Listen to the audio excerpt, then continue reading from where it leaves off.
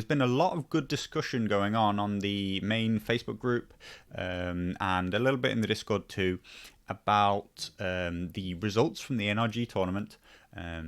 Talking mostly about direwolves, whether or not they're overpowered right now, whether or not Starks are need rebalancing, and I think these are all really brilliant conversations, and is basically the whole point of A Song of Ice and Fire stats existing.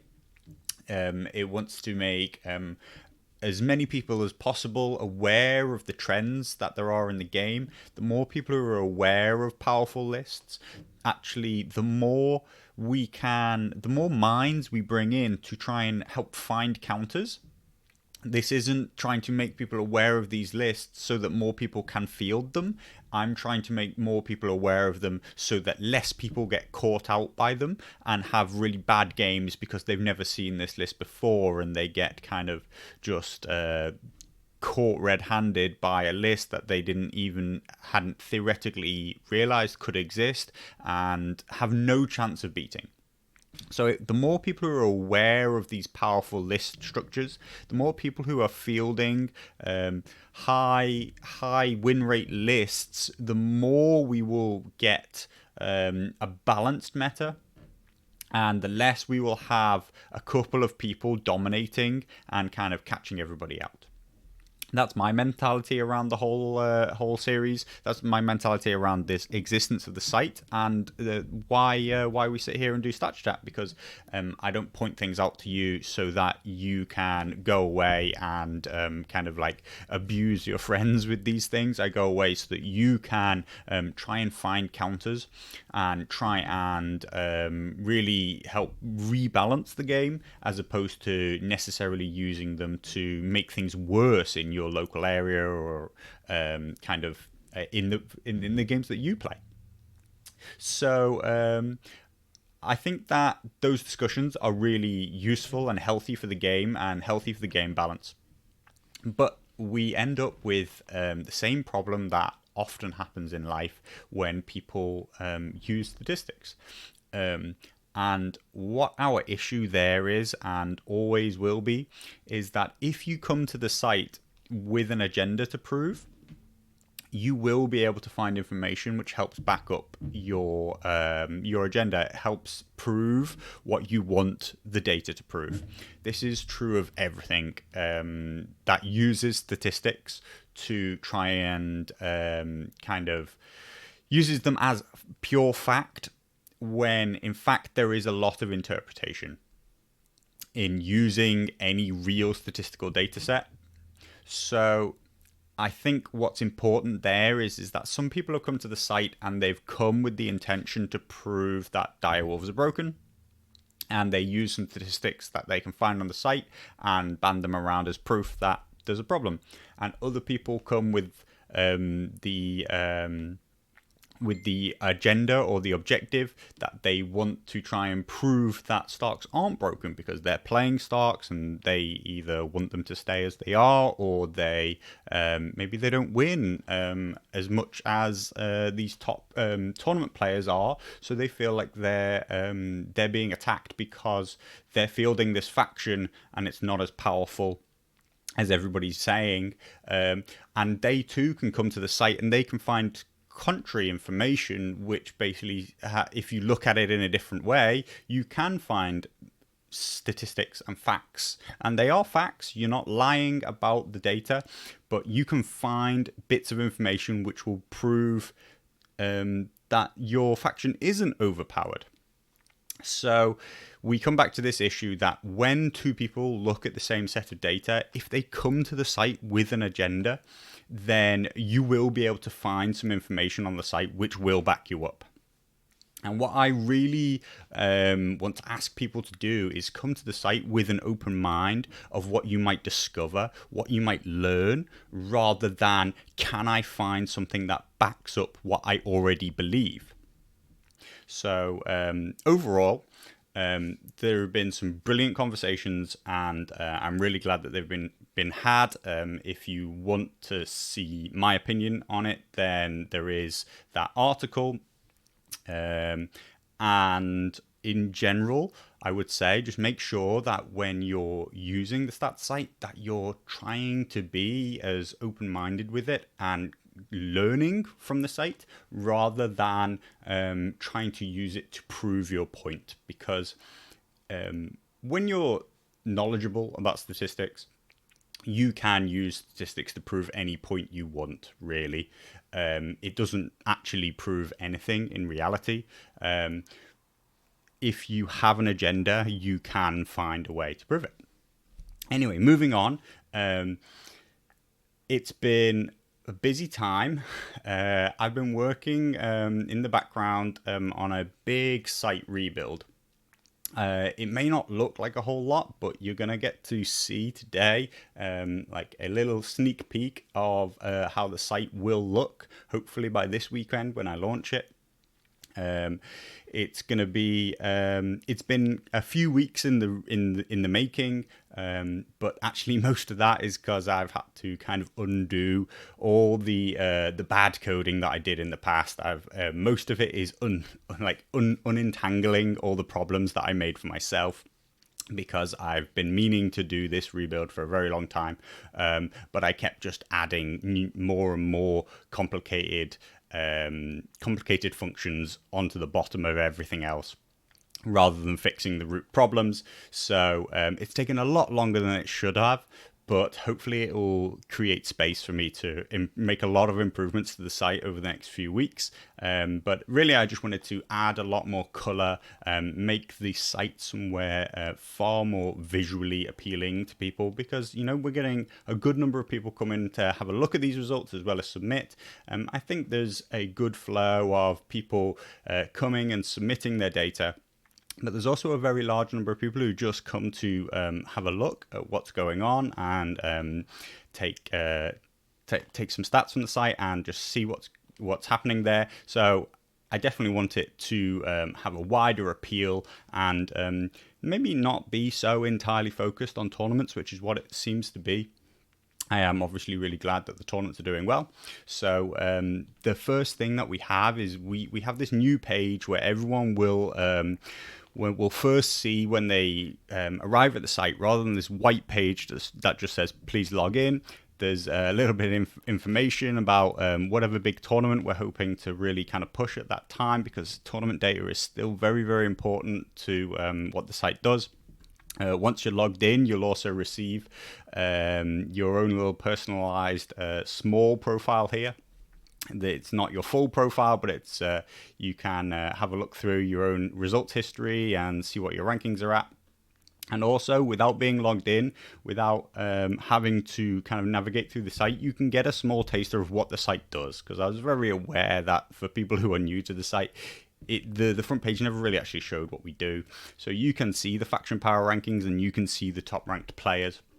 They all still exist further on through the site. But that's just a really sneak peek. Hopefully it will look even brighter and cleaner than this when it finally goes up. There's still a lot of grey and white, which is still just things that are placeholders. So I hope that people like this new look, because it's been more work than it really should have to get to this point. But that's all because of kind of problems of my own making over the past few months. So once this is finally released and we get that Builder League going, then really it's going to be lots of new features again, and we'll start to get lots of new exciting stuff. I'll really get back to working on making the stats be as informative as possible. But for now, I'm still trying to reach a wider of audience as I possibly can. So how about these faction power rankings anyway, because that's what we're all here for. So interestingly, over the past week, there has been quite a bit of movement, a bit of up and down. Or those who are very watching very closely, who are very astute, might have noticed that actually since starting making this video, since I loaded the shiny new front page, and now moving over to the faction rankings, basically Starks and Free Folk have actually swapped positions. The rankings are ever live, always moving about, and always can change on new submissions. So just there was a period during this week, and it was up until 5 minutes ago, that Free Folk had managed to sneak past the Starks into #1 spot. Right now, the Starks are back on top, but really, this is why it's not just a you're in position 1. This is why we give a ranking number, and currently the difference is very small. There's only 6 points between them. Stark and Free Folk both looking very strong. Lannister also looking strong. Lannister have been very, very strong in the Assault on Riverrun tournament. Of course, that has to be taken with the fact that the Mountain That Rides has been allowed in the event.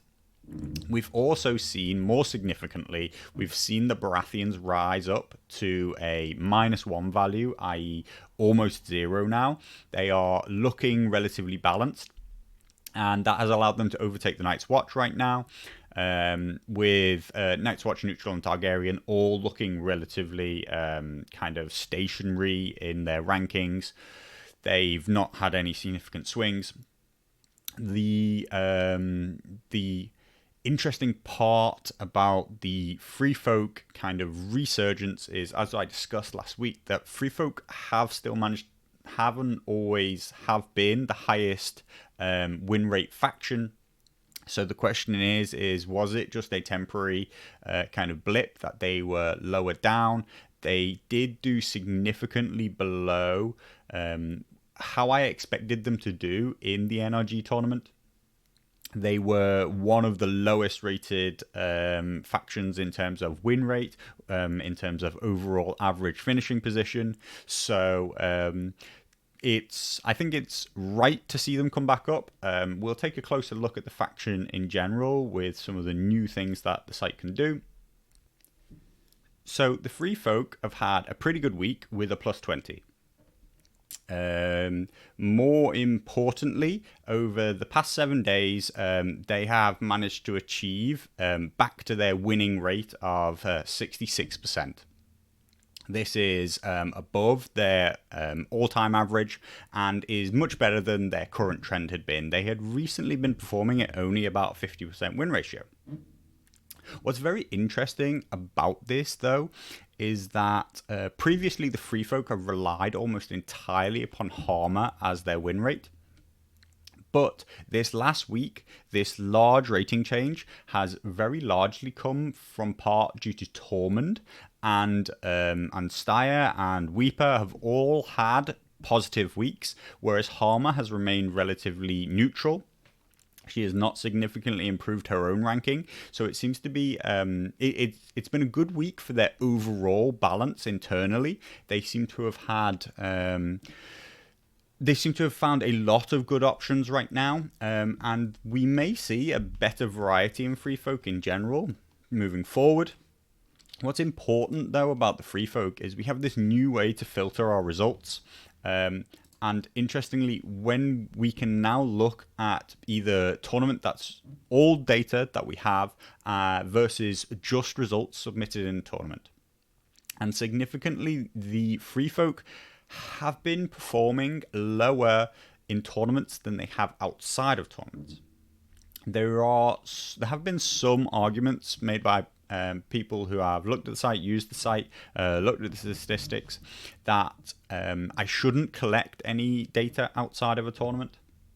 And I do understand that maybe not all games are necessarily equal in terms of the lists used, in terms of the mentality of the players when they come to the game, whether or not they're trying to learn or whether or not they're trying to win. Now, in my opinion, players are always still trying to play to win, and I think that is definitely a decision that the players who are submitting should be making for themselves. If you are genuinely not trying to win the game, then you are not really submitting balanced statistics. But if you have turned up and even if you're trying a new commander for the first time, even if you don't necessarily think that this is a perfect matchup for you, a perfect game mode for you. If you think that you might not have taken this list in a tournament, particularly if you might not have played this commander in a tournament, the site will still learn a lot from that game if you submit it, if you have played it to play as well as you can.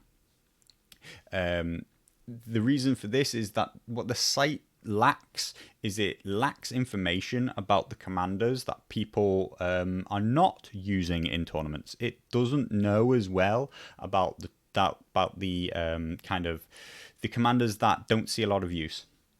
That's particularly for the commanders, the neutral commanders inside factions, which generally don't favor them that well. Vargo has so few submissions, but that's really the mentality behind the Builders League, is that it will provide a lot of information for commanders that generally don't see a lot of play.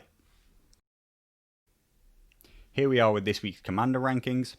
Unsurprisingly, Rob is still in number 1 position. Not only is he in number 1 spot, but his ranking continues to grow.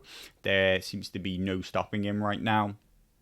He is week in, week out, our highest performing commander in terms of win rate, and also one of the most used commanders in the game every single week. He has one of the highest number of submissions every time I look. But that doesn't necessarily, because he's so highly ranked already, that doesn't mean that he is our highest gainer this week. We had a big week from Courtney, who was a large part of how Baratheons managed to get back to their 0 rating. Interestingly, there are a number of other commanders up there for the Baratheons as viable alternatives. We see Renly, Lord Paramount, and Davos. Interestingly, both commanders who have some movement abilities, which is generally lacked in the Baratheons.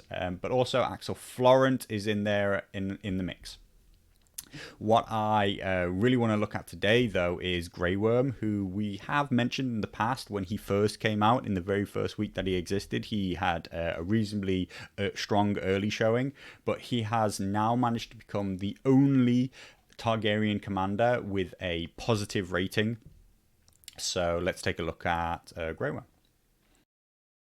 So Grey Worm doesn't actually have that many submissions. He's still very new to the site, and Targaryens are still not getting a lot of play. They've never been as popular as the Baratheons for how long they've both been around, but also the fact that they are so by far the weakest faction right now, according to the site, and also the fewest choices, which seems to be very, very significant in whether or not people want to play a faction. The Targaryens in general, and by extension Grey Worm, don't have a lot of submissions, but just recently Grey Worm has been receiving quite a bit of play in tournaments. He seems to be fielded by a number of players in the French TTS event and has been doing reasonably well.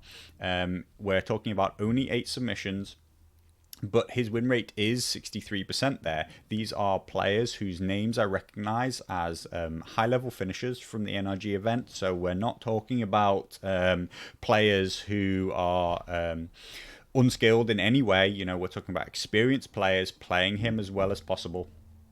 And I think that Grey Worm is a very interesting discussion point. So let's take a little dive into personally why I think that he is performing well. So if we go back to our discussion about the strength of the high activation Stark list, and hopefully most people are aware of kind of the inbuilt reasons why that is. I would mostly ascribe it to what people often call tempo. So tempo is really the ability of a faction to take the last activation in one round and then the first activation in the next round. This is going to be a window in which you get 2 activations in a row.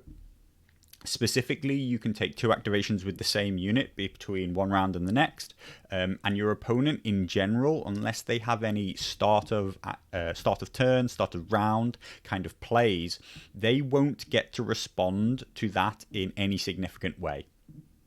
Now, if you're playing a tempo-based army, you will generally have some units which are very aggressive and can really take advantage of that window.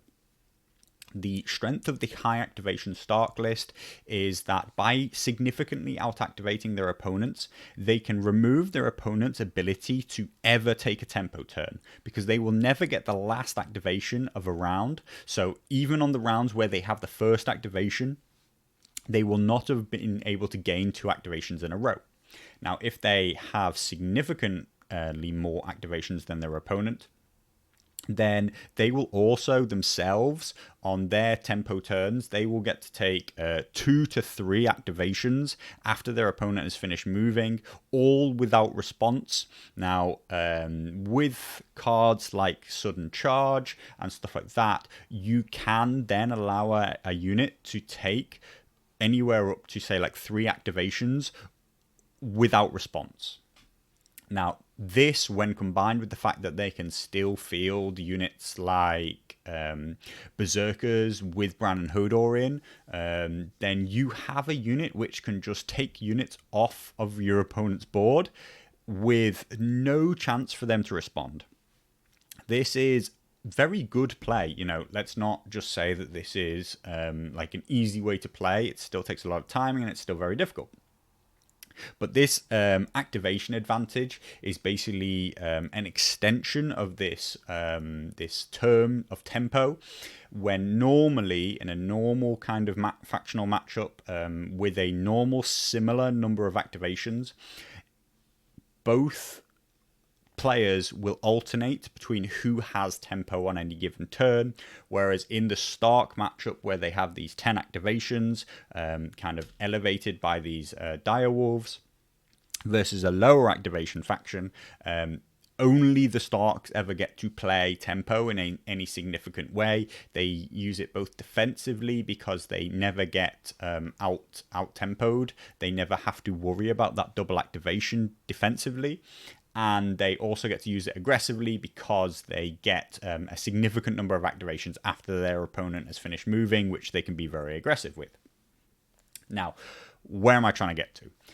The real problem with Targaryens is that they are a very aggressive faction, but because of their 6-point base cost for their cheapest in-faction units, plus the fact that they don't even have 2 3-point NCUs, they are finding it incredibly hard to compete in this high activation style of play. They are much more comfortable fielding 7 activations than even 8 activations, and they will be incredibly hard pressed to field 9 or beyond. So we have ourselves a really low activation count army who wants to be aggressive but can't use tempo. And I think that Grey Worm actually has a great place in this army for those exact reasons. His most significant card for me is Forced March, because Forced March is effectively tempo in a card. It allows you at the start of a round to make a pivot and march action, and then you will become weakened. But if you're talking about Grey Worm in Unsullied here, this is the specific combo that I think that people can make use of. Now, I'm not going to tell you that this is a very, very powerful army, that you should be winning with it, that I've broken the meta. No, this is still tough. This is still probably you have the lower chance of winning here. You are probably up against it.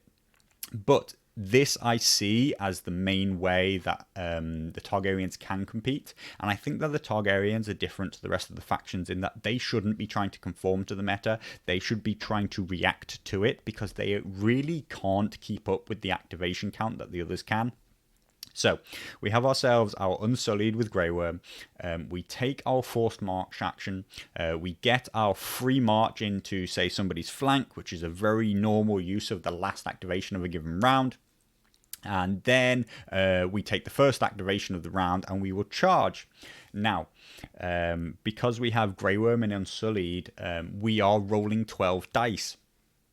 At 2+ to hit with precision, we can hope that we will get close to 12 hits. Now, the unfortunate part about this is that 12 hits is basically not going to be enough to kill a unit without them also failing their panic check. Now, we can set up some sort of damage onto this unit, but that requires a whole extra level of assumption. I think that the trap here is that people think that Grey Worm with his 12 attacks can kill units, but you are always going to be reliant on that panic check fail, because you have to assume that your opponent will save some of these hits, even if it's on a 6+. Unless you've already taken a rank off this unit, to be able to do the wounds with the pure attacks alone is very, very unlikely. So I think that people need to be prepared for the fact that the panic is the more important part of this, and a very important token to you will be Panicked. The card which gives you Vicious on the attack will also be important.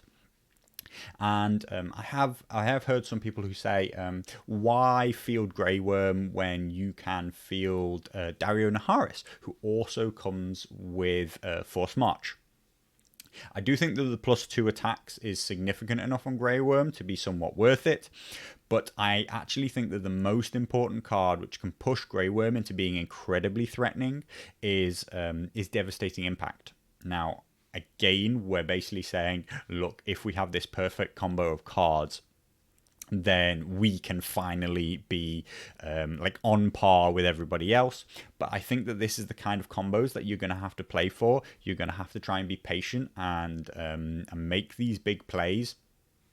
And I think that if you can, then the Targaryens really do have a chance against any army, because I think that the way the meta is playing is there are a lot of weak units on the table, and people are trying to buy units for as cheap as possible so that they can keep their activation count high. And if you can go against that grain, but with a plan that you will be able to aggressively remove units from the board, then I think that Grey Worm does have a shot. So I'll just remind everybody once again about the First Builders League. It is free to enter and has no player limit. We are still accepting signups. And it is looking to be the biggest online event that has ever been run for A Song of Ice and Fire. It's going to be really exciting and really help everybody, both in terms of helping the stats site collect information about the lesser used commanders, but also helping provide feedback on the beta game modes. So I think it's really good kind of project for everybody to get involved in. It is hopefully the start of a more significant series of events run in this style, where players are assigned their commanders. So if you want to get involved and give feedback on that, then the earlier you do, the better. The more you'll be able to shape the future of how these events look. Let me know what kind of things you do and don't like about the event, and I'm always listening to the feedback, always trying to improve the events I run, but also the site in general. There is, of course, the article. If you haven't read it, then go and give it a read. There has been a lot of good feedback on that. And like I say, it tries to give a very balanced approach to the meta right now, as opposed to just kind of a headline look and kind of just claiming that things are overpowered, when there's a lot more subtlety to it.